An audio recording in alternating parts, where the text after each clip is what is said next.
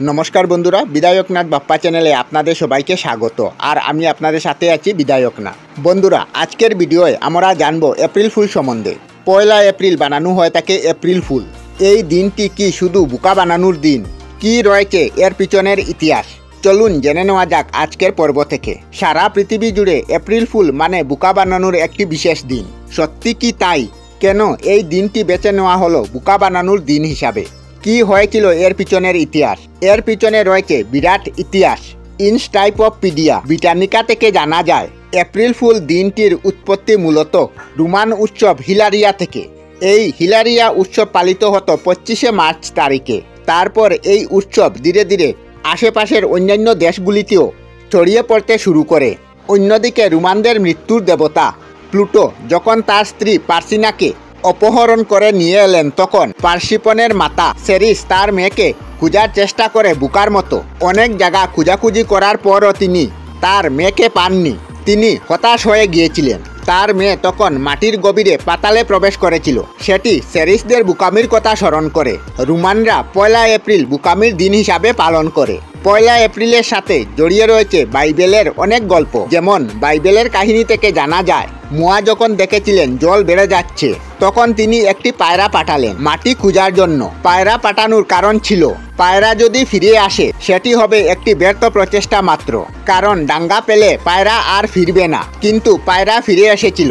নোয়া বোকা হয়ে গিয়েছিলেন। তা স্মরণ করেই এপ্রিল ফুল পালন করা হয়েছিল। 1392 সালে ইংরাজি সাহিত্যের বিখ্যাত কবি জয়শ্রী গ্রসারের ক্যান্টারবেরি টেলস ক্লাবে এপ্রিল মাসের পয়লা তারিখ এবং একটি বোকামি যুগসূত্র পাওয়া যায়। এই তত্ত্ব নিয়ে অবশ্য অনেক বিতর্ক দেখা গিয়েছে। এছাড়া 1508 সালে ফরাসি লেখক এলোয়ে এলাবেল তার লেখা এই এপ্রিলের পয়লা তারিখটিকে ছুটির দিন হিসাবে উল্লেখ করেছেন। শুধু তাই নয়, ফিস অফ এপ্রিল নামেও অভিহিত করেছিলেন তিনি। 1530 খ্রিস্টাব্দে পয়লা এপ্রিল জার্মানের অক্সবার্গ শহরে আইন বিষয়ক একটি মিটিং হবার কথা ছিল। মিটিংয়ের ফলাফল নিয়ে অনেক মানুষ অনেক টাকার বাজিও লাগিয়েছিল বাজিকরের কাছে, কিন্তু শেষ পর্যন্ত এই মিটিং আর হলোই না। অন্যদিকে যারা বাজি রেখেছিলেন তারা টাকা ফেরত পেলেন না। জনগণের এই দিনকে স্মরণ করে পয়লা এপ্রিল পালন করা হয়, কারণ সেই দিনটি ছিল এপ্রিল মাসের পয়লা তারিখ।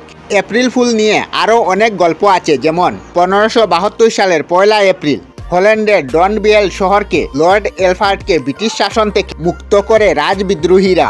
এদিকে তারা লর্ড এলফার্টকে বোকা বানিয়েছিলেন। স্পেনের কাছ থেকে স্বাধীনতা পেয়েছিল হল্যান্ড। পয়লা এপ্রিলের ঐতিহাসিক যুদ্ধ স্মরণ করে একটি পোস্টকার্ডও প্রকাশিত হয়েছিল। 1686 সালে ব্রিটিশ কবি জন এপ্রে এপ্রিল মাসের প্রথম দিনটিকে ফরাসি বোকা দিবসে ছুটি হিসাবে অভিহিত করেছিলেন।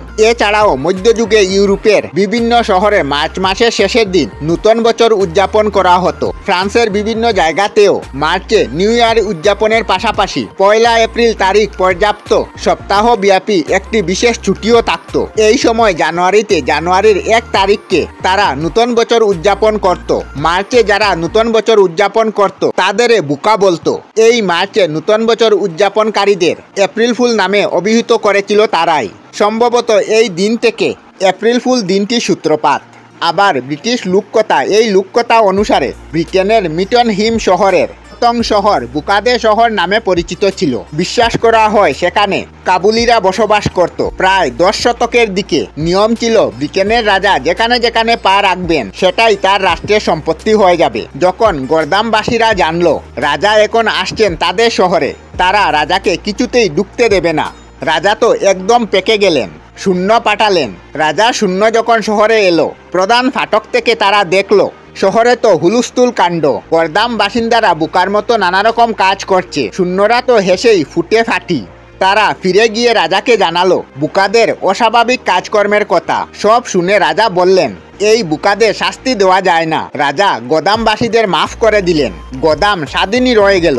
গোদামদের এই কৌশলকে স্মরণ করা হয় এপ্রিল মাসের পয়লা তারিখ। এইসব ঘটনা থেকে একদম আলাদা একটি মর্মান্তিক ঘটনা জড়িয়ে রয়েছে পয়লা এপ্রিলের সাথে। স্পেনের মাটি থেকে মুসলিমদের উচ্ছেদ করার কথা ঘোষণা করেছিলেন পর্তুগিজ রানী ইসাবিল।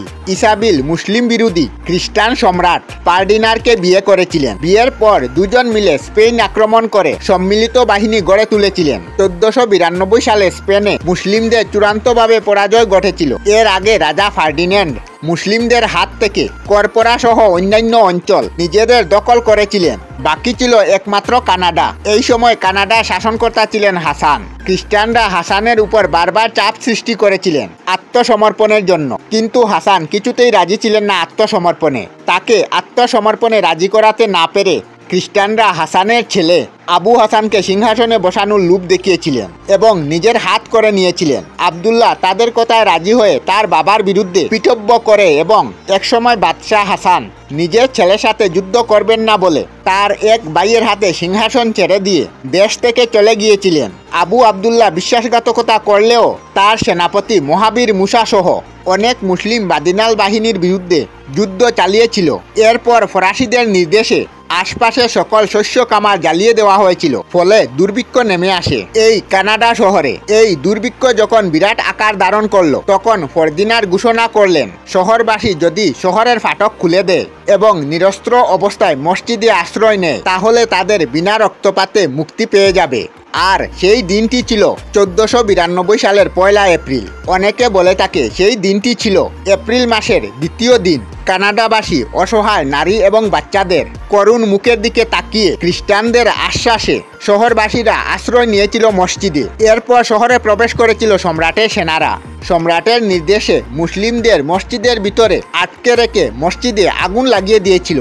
একাধিক মানুষের প্রাণহানি হয়েছিল মসজিদের ভিতরে। রানী ইসাবেলা এরপর হেসেছিলেন এবং হেসে বললেন, এপ্রিলের বুকা, শত্রুর আশ্বাস কে বিশ্বাস করে। এর থেকে পালিত হয়েছিল এপ্রিল ফুল। এপ্রিল ফুল বুকা উৎসব, যা কিন্তু আসলে একটি দুঃখের উৎসব। আরেকটি বইতে উল্লেখ আছে মুসলিমদের পুড়িয়ে মারার দিনটি 1 এপ্রিল নয়, 1492 সালের 2 জানুয়ারি ইসাবেল কানাডা প্রতিষ্ঠা করে এবং 2 জানুয়ারি তা দখল করে নেয়। আরেকটি বই থেকে জানা যায় 1499 সালে 2 জানুয়ারি ইসাবেল এবং ফার্দিনান্দ কানাডায় প্রবেশ করে। তারা শান্তিপূর্ণভাবে কানাডার শাসনভার দ্বাদশ মুসলমানদের কাছ থেকে কানাডার চাবি নিয়েছিলেন। 1 এপ্রিল বুকা বানানোর দিন না দুঃখের দিন, যাই হোক না কেন এই দিনটিতে গুরুত্বপূর্ণের কথা আজকের ভিডিওতে জানলাম। আমরা আমাদের চ্যানেলে সব ধরনের ভিডিও আপলোড করি, যেমন ব্লগ, নিউজ, কুকিং ভিডিও, ধার্মিক আলোচনা ইত্যাদি। যদি আপনারা এই ধরনের ভিডিও দেখতে পছন্দ করেন, তাহলে এই চ্যানেলটি নিশ্চয়ই সাবস্ক্রাইব করবেন। আমি আপনাদের সাথে বিদায়ক না, আজকের মতো বিদায় নিলাম। আর ভিডিওটি ভালো লাগে লাইক, শেয়ার ও কমেন্ট করবেন। ভিডিওটি সম্পূর্ণ দেখার জন্য অশেষ ধন্যবাদ।